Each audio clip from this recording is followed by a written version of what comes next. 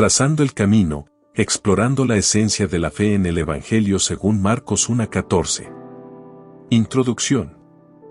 En nuestros estudios anteriores veíamos que para beneficiarnos de todo lo que Dios ha hecho y poder entrar en su reino glorioso, nuestro primer paso debe ser el arrepentimiento. Pero hay un segundo paso, y se trata de la fe. El Señor Jesucristo lo expresó de esta manera: creed en el Evangelio. Marcos 1:15. Cada persona tiene que hacer su propia elección. Es importante aclarar esto porque muchas personas piensan que para ser cristianas no tienen que tomar una decisión personal. Algunos creen que ya lo son por el solo hecho de haber nacido en un hogar o en una nación de tradición cristiana. Al fin y al cabo, no son judíos, ni musulmanes, ni tampoco budistas, así que deben ser cristianos.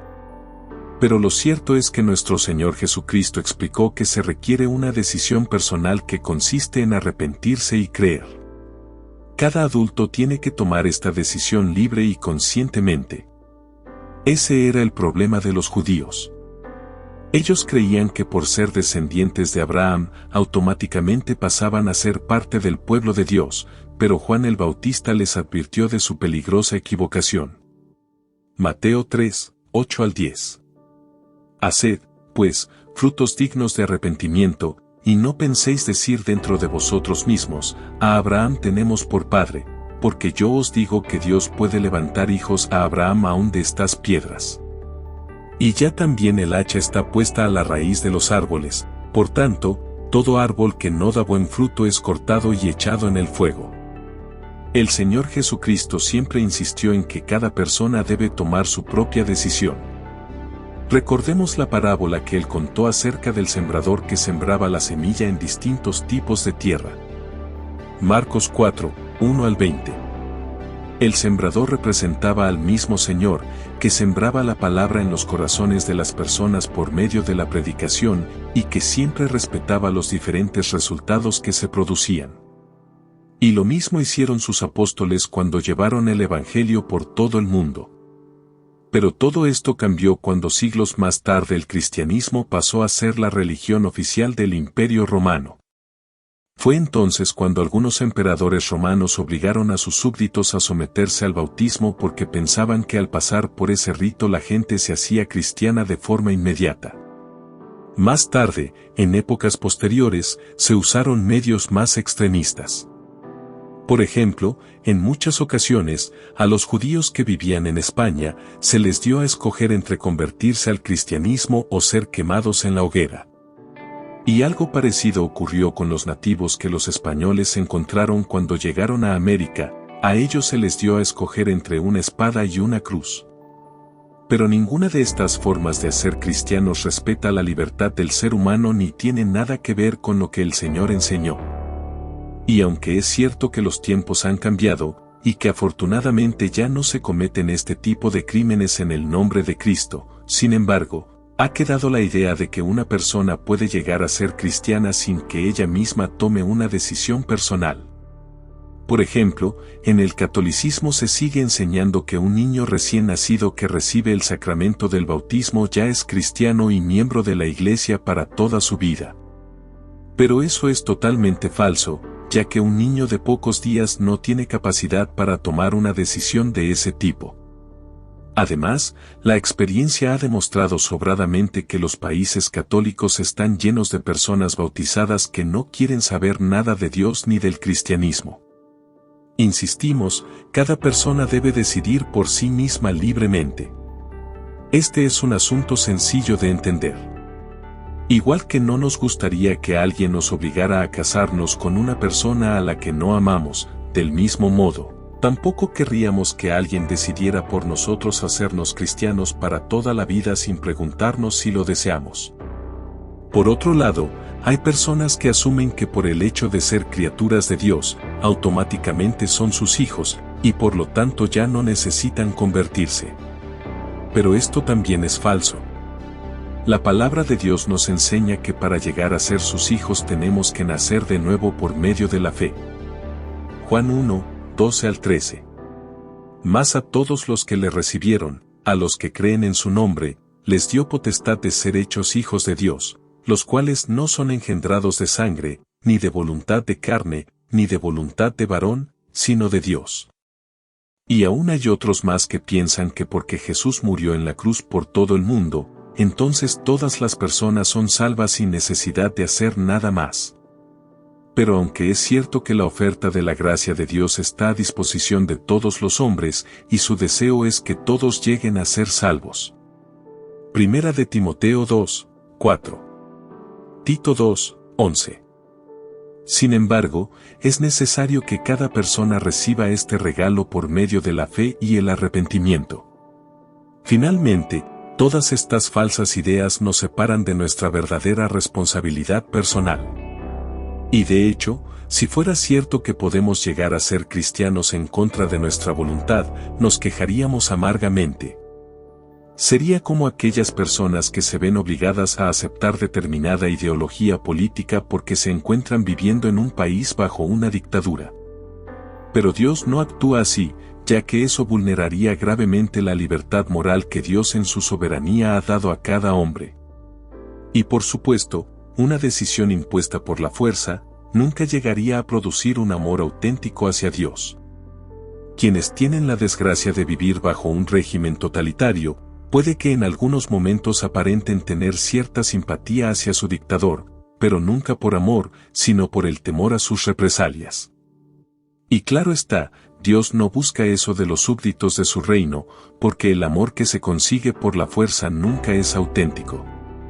Dios no va a convertir a los seres humanos en máquinas que automáticamente cumplan su voluntad porque no tienen ninguna posibilidad de elegir. Dios ha dado libre albedrío al hombre. Nos ha dado ojos, pero también párpados, de tal modo que podemos cerrarlos y no ser obligados a ver la belleza de la creación si no queremos. Y de igual manera, a nivel espiritual, podemos elegir vivir en tinieblas y cerrar nuestros ojos para no ver la hermosura de la santidad de Dios ni acercarnos a Él. Por lo tanto, lo que Dios espera es que cada persona haga su propia elección voluntariamente, con un conocimiento adecuado de sus implicaciones. Nadie puede decidir por nosotros, aunque es cierto que otros podrán orientarnos en el camino, pero finalmente, cada uno de nosotros tenemos que tomar una decisión personal. Hay algo que nosotros tenemos que hacer, porque el cristianismo no es la mera aceptación pasiva de algunas afirmaciones. Por ejemplo, cuando el carcelero de Filipos se encontró con Pablo y Silas preguntó, ¿qué debo hacer para ser salvo?, a lo que ellos contestaron, cree en el Señor Jesucristo, y serás salvo. Hechos 16, 30 y 31. Arrepentimiento y fe. Como estamos viendo, el Señor Jesucristo espera una respuesta de cada uno de nosotros que debe consistir en el arrepentimiento y la fe. Cuando comenzó su ministerio lo expresó de esta manera: arrepentíos y creed en el Evangelio. Marcos 1, 15. Y el apóstol Pablo, dirigiéndose a los ancianos de Efeso, les recordó que su ministerio entre ellos había consistido en testificar a judíos y a gentiles acerca del arrepentimiento para con Dios, y de la fe en nuestro Señor Jesucristo. Hechos 20, 21. Como vemos, ambas cosas son esenciales y deben ir juntas, formando un todo indivisible. No es posible entrar en el reino de Dios sin tener las dos. En nuestro estudio anterior consideramos que el arrepentimiento parte del reconocimiento de nuestros pecados como una ofensa contra el Dios Santo. Cuando pecamos, estamos expresando nuestra rebeldía contra Dios y nuestros deseos de vivir en independencia de Él. Por eso, el arrepentimiento implica necesariamente un deseo de dejar nuestros pecados para volvernos a Dios, creer en Él y someternos a su voluntad. De ese modo, Él llega a ser nuestro Salvador y también nuestro Señor. Ambas cosas tienen que ir juntas. De nada sirve un arrepentimiento que no nos lleve a creer en Dios, ni tampoco nos ayudará a creer en Dios sin arrepentirnos de nuestros pecados. Al fin y al cabo, este último es el problema de los demonios: ellos creen en Dios, pero no tienen intenciones de someterse a Él. Santiago 2, 19. Podríamos decir, por lo tanto, que cuando nos arrepentimos y creemos en Dios, estamos invirtiendo lo que ocurrió en el Edén durante la caída. Allí el hombre se rebeló contra Dios y decidió vivir en independencia de Él, pero por medio del arrepentimiento tomamos la decisión contraria de sujetarnos a su voluntad. En el Edén, el hombre dio crédito a las sugerencias de la serpiente y llegó a desconfiar de Dios, pero por medio de la fe volvemos a creer en Él. Por eso, ambas cosas son necesarias para entrar en el reino de Dios que Cristo vino anunciando. ¿Qué es la fe? Ahora bien, es importante aclarar este concepto a la luz de la Biblia porque hoy en día hay muchas cosas que pasan por fe pero en realidad no lo son. 1. Confianza práctica en Dios. Podríamos definir la fe como la confianza en alguien a quien consideramos superior a nosotros mismos. Por lo tanto, cuando decimos que tenemos fe en Dios, estamos diciendo que Él es mayor que nosotros, que lo necesitamos, que dependemos de Él y que confiamos en que hará por nosotros lo que necesitamos. Podríamos decir que nuestra fe en Dios sería parecida a la actitud que tendría un hombre ciego que quiere ir a un sitio que no conoce y pide ayuda a alguien que sí que puede ver para que le lleve hasta allí. En el caso de que el ciego ponga su fe en esa otra persona, estaría queriendo decir que cree que puede llevarle a su destino y que además es digna de confianza, de tal manera que no le llevará a otra parte diferente. Aunque realmente, la fe comenzaría cuando el ciego le pidiera su ayuda y comenzaran juntos el camino. Porque la fe auténtica implica una confianza práctica, no teórica. Se cuenta que Charles Blondin, el famoso funámbulo y acróbata francés, preguntó a un amigo si creía que él era capaz de cruzar las cataratas del Niágara sobre una cuerda cargando con otro hombre sobre sus espaldas. Su amigo sabía que Blondin ya había cruzado varias veces las cataratas de diferentes maneras, con los ojos vendados, dentro de una bolsa, arrastrando una carretilla, con zancos, tomando asiento a la mitad del camino para cocinar y comerse una tortilla. Así que le contestó que sí que creía que podría hacerlo cargando con un hombre sobre sus espaldas.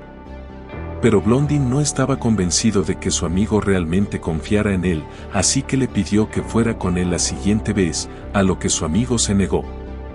Esta historia ilustra bien lo que es la verdadera fe bíblica. No sirve de nada creer que el Señor Jesucristo puede perdonar nuestros pecados y llevarnos al reino de Dios, si realmente no nos ponemos en sus manos para que lo haga. Y por desgracia, hay muchas personas que en sus mentes creen el hecho de que Jesús es el Hijo de Dios y el Salvador del mundo, pero que no obstante, nunca llegan a entregarse plenamente a Él para que lo salve de forma personal.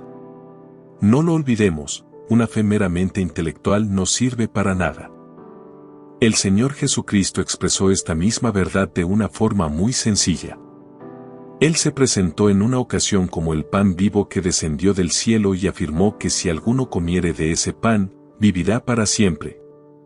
Juan 6, 51. Si tenemos hambre, no sirve de nada que nos quedemos mirando el pan, tenemos que comerlo. Esto implica una actitud práctica de nuestra parte. Pero al mismo tiempo, esta última ilustración nos muestra cómo la fe nos lleva a establecer una relación profunda e íntima con Cristo, porque una vez que hayamos comido el pan, en pocas horas llegará a formar parte de nosotros mismos, siendo imposible sacarlo de nuestro organismo. Y de igual manera, cuando aceptamos a Cristo por la fe, Él llega a formar parte de nosotros mismos. Y no solo eso, sino que también se convierte en el sustento de nuestras vidas. 2. La fe no es una obra meritoria. La fe no tiene absolutamente ningún mérito en sí misma, su valor radica exclusivamente en el objeto en el que se coloca. En ocasiones se ha dicho que la fe es una mano vacía que se extiende hacia Dios en busca de ayuda, y se ha ilustrado como si se tratara de un hombre que se está ahogando y a duras penas logra sacar su mano del agua pidiendo ayuda. Así lo expresaba el salmista. Salmo 143, 6. Extendí mis manos a ti, mi alma a ti como la tierra sedienta. Por eso, si finalmente la persona se salva, todo el mérito deberá ser dado al Salvador. Nadie debe pensar que la salvación está en la mano del hombre pecador que se extiende desesperada buscando ayuda, sino en la de Dios, que es quien puede y quiere salvarnos por su gracia. Es importante aclarar que no hay ningún mérito en la fe, especialmente a aquellas personas religiosas que confunden la fe con el cumplimiento de ciertos ritos. Por ejemplo, es fácil encontrarse con personas católicas que afirman que tienen mucha fe, cuando en realidad lo que quieren decir es que practican mucho su religión y participan activamente en sus ritos. En ese caso, es fácil que esas personas crean que su fe les aporta algún mérito para la salvación, pero eso se debe a que no han entendido la verdadera naturaleza de la fe bíblica. 3. La fe solo tiene valor si se coloca en Cristo. Con frecuencia escuchamos a personas que nos dicen que tienen mucha fe en tal o cual virgen o santo. Pero eso no tiene nada que ver con lo que la Biblia enseña. En primer lugar, porque todos los seres humanos sin excepción somos pecadores y necesitamos de un Salvador. Incluso la misma Virgen María reconocía esto cuando miraba su propia bajeza y se regocijaba en Dios como su Salvador. Lucas 1, 47 y 48. Y en segundo lugar, porque muchas de las personas que hacen este tipo de afirmaciones no están pensando ni siquiera en una persona de carne y hueso, sino en una imagen tallada por los hombres que está en alguna iglesia. Esto, además de haber sido prohibido claramente en la ley de Dios. Éxodo 20, 4 y 6. Es ridiculizado en la Biblia en muchas ocasiones. Por ejemplo, el profeta Isaías habla de lo absurdo que es hacer imágenes de talla y adornarlas bellamente para después inclinarse ante ellas. Isaías 44, 9 al 20. Isaías 40, 19 al 25. Y los salmistas hablan de su inutilidad y de la insensatez de los que confían en ellas. Salmo 115, 4 al 8. Salmo 135, 15 al 18. Otras personas hacen afirmaciones del tipo de, lo importante es creer en algo. Pero esto, que puede sonar muy bonito, es igualmente falso. La Biblia afirma que la única fe que salva es la fe en Cristo. El mismo Señor lo afirmó. Juan 14, 6. Jesús le dijo, yo soy el camino, y la verdad, y la vida, nadie viene al Padre, sino por mí. Y sus apóstoles predicaron lo mismo. Hechos 4, 12. Y en ningún otro hay salvación, porque no hay otro nombre bajo el cielo, dado a los hombres, en que podamos ser salvos. Si creer en cualquier cosa es el camino para entrar en el reino de los cielos, entonces Dios no tendría que haber enviado a su propio Hijo al mundo para morir por los pecadores. De hecho, tampoco habría sido necesario que nos diera su palabra para enseñarnos el camino de la salvación, porque al fin y al cabo, lo único que necesitamos es creer lo que nos dice nuestro corazón. En todo caso, por muy popular que sea esta idea, es evidente que el Dios que se revela en la Biblia no está de acuerdo con ella, y ha dicho claramente que no va a dar por buenas las cosas que hacen los que creen otras cosas. ¿De verdad creemos que Dios va a aprobar los crímenes cometidos por los musulmanes extremistas? ¿O justificará los abusos que la Iglesia Católica y sus papas han cometido durante siglos contra todos los que no pensaban como ellos? Por mucha fe que tengan en sus creencias, Dios ya ha dicho en su palabra que repudia estas actitudes. Pero si fuera cierto que lo importante es creer en algo, en ese caso tendríamos que aceptar cualquier creencia de los hombres. Eso es completamente absurdo. Nos veríamos obligados a dar por válidas las creencias más insólitas, como por ejemplo, las de la primera iglesia de Bob Esponja que rinde culto al popular personaje animado, o la religión maradoniana, cuyo dios es el conocido futbolista Armando Maradona y adora un balón, o la religión del Jedi, inspirada en la saga de la Guerra de las Galaxias. Es más, también tendríamos que admitir que hay algún tipo de virtud en creer cosas que claramente están en contra de la palabra de Dios, y en muchos casos, del sentido común, como por ejemplo la iglesia de la eutanasia, que tiene como su principal mandamiento no procrearás, y sus 4 pilares sagrados son la sodomía, el canibalismo, el suicidio y el aborto. que afirman que la vida en la Tierra fue creada por seres de otro planeta mediante ingeniería genética, y confían en la clonación como un arma para conseguir la inmortalidad. O la lacrimología, que propone que a través del dolor físico y mental, y por lo tanto del llanto, es posible alcanzar un estado espiritual superior. O la mayoría de las religiones orientales que creen en la reencarnación del alma en distintos cuerpos. O los hindúes, que consideran las vacas como sagradas. O los panteístas que creen que todo es Dios. En fin, está claro que la imaginación humana no parece conocer límites, así que nos podemos encontrar con cualquier cosa en materia de creencias. Pero decir que lo importante es creer en algo nos obliga a aceptar que teorías completamente opuestas son igualmente verdaderas, algo que claramente es imposible. Por ejemplo, si creemos, tal como la Biblia afirma, que Dios es el creador de todo, esto está en clara oposición con lo que dice el panteísmo cuando afirma que toda la creación es Dios. Evidentemente, una de las dos posturas tiene que ser falsa, y creer en una mentira nunca nos llevará a ningún sitio bueno. Es verdad que la idea de que lo que importa es creer en algo está muy extendida en este mundo, y que en esta época moderna en la que se idolatra la tolerancia, parece que estamos obligados a callarnos ante las mayores locuras que podamos ver en materia religiosa con el fin de mantener una convivencia pacífica. Pero podemos estar completamente seguros de que Dios no va a dar por bueno lo que ya ha dicho que es falso y ha condenado en su palabra. 4. La fe es la respuesta humana a la palabra revelada de Dios. Como decíamos, la fe bíblica nunca se deposita en lo que nosotros queremos creer, sino en lo que Dios ha revelado en su palabra. Por lo tanto, implica sumisión y obediencia a lo que Dios dice. Es importante tener esto claro, porque de otro modo puede llevarnos a equivocaciones dolorosas. Por ejemplo, si un hombre recibe la noticia de que a su esposa le han detectado un cáncer muy agresivo, probablemente dirá que tiene mucha fe en que Dios la va a sanar.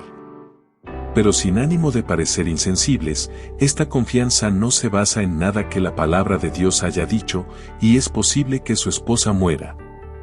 Si tal cosa ocurriera, no será porque Dios ha fallado en responder a la fe del marido, sino que en realidad, lo que habrá fallado será la idea que él tenía sobre lo que es la fe.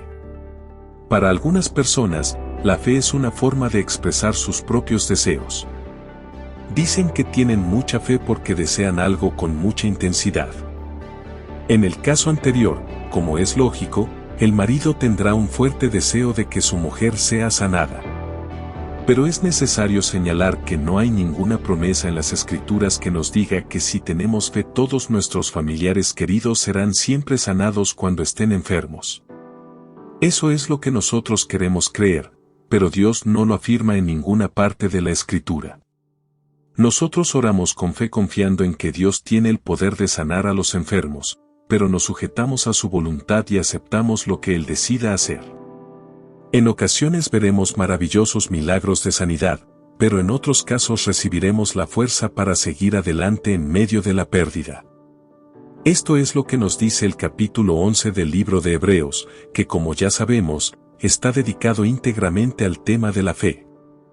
Allí encontramos que entre sus héroes, algunos disfrutaron de grandes victorias mientras que otros no, pero todos ellos fueron hombres y mujeres de fe. Hebreos 11, 32 al 39. ¿Y qué más digo? Porque el tiempo me faltaría contando de Gedeón, de Barak, de Sansón, de Jefté, de David, así como de Samuel y de los profetas, que por fe conquistaron reinos, hicieron justicia, alcanzaron promesas, taparon bocas de leones, apagaron fuegos impetuosos, evitaron filo de espada, sacaron fuerzas de debilidad, se hicieron fuertes en batallas, pusieron en fuga ejércitos extranjeros.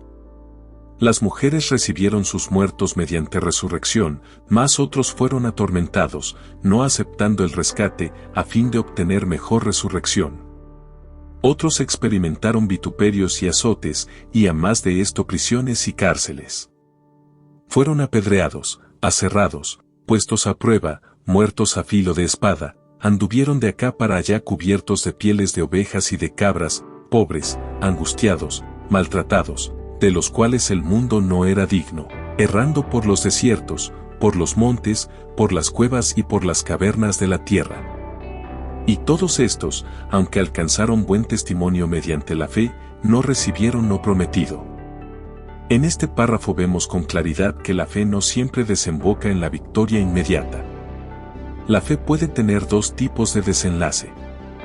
Por la fe podemos ser salvos de la muerte y por causa de la fe podemos tener que afrontar la muerte.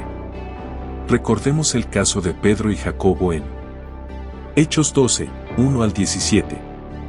Los dos fueron encarcelados por causa de su fe, pero mientras que Jacobo fue ejecutado por Herodes, Pedro fue liberado milagrosamente para seguir su ministerio. ¿De qué depende un final u otro? Todo depende de la voluntad de Dios en un momento determinado. Lo realmente importante es recordar que la verdadera fe se nutre de la palabra de Dios y de sus promesas. La fe es nuestra respuesta obediente a lo que Dios ha dicho. Cuando nos salimos de ahí, estamos pisando arenas movedizas. Por lo tanto, podemos decir que la fe auténtica respeta toda la palabra de Dios. Sea lo que sea que Dios dice, el hombre de fe lo recibe y ajusta su vida de acuerdo a ello. Por lo tanto, la palabra de Dios tiene un papel fundamental en la fe. Si la dejamos a un lado, la fe se convierte en un asunto totalmente subjetivo y cada uno creerá lo que más le guste. Pero si Dios se ha revelado por medio de su palabra, entonces la fe se debe limitar a creer y obedecer lo que Él ha dicho. Preguntas. 1. Explique algunas de las razones por las que las personas se excusan para no tomar una decisión personal en cuanto al Evangelio. ¿Qué les respondería con la Biblia en la mano? 2. Cite varios ejemplos de personas que han sido o son obligadas a aceptar la fe cristiana. ¿Le parece que en esos casos puede haber una conversión genuina? Razone su respuesta. 3. ¿En qué sentido el arrepentimiento y la fe son complementarios? 4. Enumere algunos conceptos equivocados que la gente tiene sobre la fe. Explique a la luz de la Biblia por qué son erróneos. 5. ¿Qué relación tiene la palabra de Dios con la fe? Justifique bíblicamente su respuesta. Gracias por ver nuestro video. Si disfrutaste de este contenido y quieres ver más videos como este, no olvides suscribirte a nuestro canal y seguirnos en nuestras redes sociales de Animatufe. Aquí encontrarás más videos de interpretación bíblica, enseñanzas espirituales y aplicaciones prácticas para tu vida diaria. Además, puedes seguirnos en nuestras redes sociales para estar al tanto de nuestras novedades y contenido exclusivo. Gracias por tu apoyo, no olvides darle me gusta y compartir este video con tus amigos y familiares.